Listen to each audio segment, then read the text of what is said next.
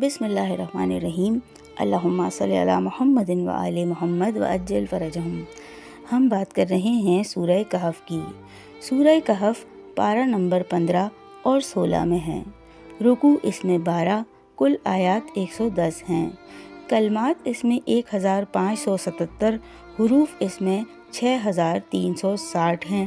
آیت نمبر 20 کا ترجمہ یہ ہے کہ کیونکہ اگر وہ تم پر غالب آ گئے تو وہ تمہیں سنگسار کر دیں گے یا اپنے مذہب میں پلٹائیں گے، اور اگر ایسا ہوا تو تم ہرگز فلاح نہیں پاؤ گے۔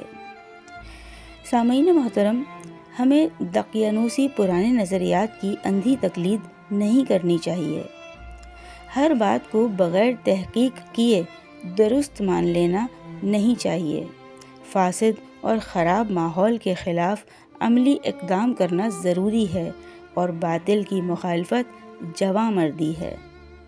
اگر ماحول کو ٹھیک کرنے کی طاقت نہ ہو تو خراب ماحول سے ہجرت کر لینی چاہیے۔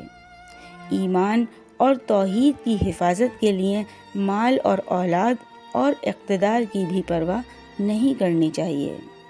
ظلم و جور، کفر و شرک کا ساتھ کسی قیمت پر نہیں دینا چاہیے۔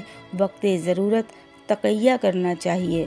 اپنی جان خواہ مخواہ نہ گنوانی چاہیے۔ راہ خدا ہی سب انسانوں کے لیے مساوات کی راہ ہے۔ مادی عہدے کوئی چیز نہیں ہیں۔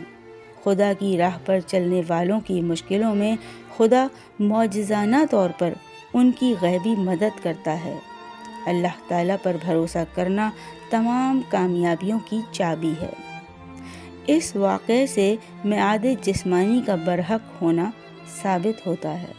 جی سامعین گرامی، یہ تھا سورہ کہف کی آیت نمبر 20 کا ترجمہ۔ ویڈیو آپ کو پسند آئے تو اس کو لائک کیجیے گا، شیئر کیجیے گا، کمنٹ کر کے اپنی رائے سے آگاہ کرنا نہ بھولیے گا، اور چینل کو سبسکرائب ضرور کیجیے گا۔ انشاءاللہ بہت جلد آپ سے پھر ملاقات ہوگی سورہ کہف کی مزید دوسری آیات کے ترجمے کے ساتھ۔ جب تک کے لیے اللہ نگہبان۔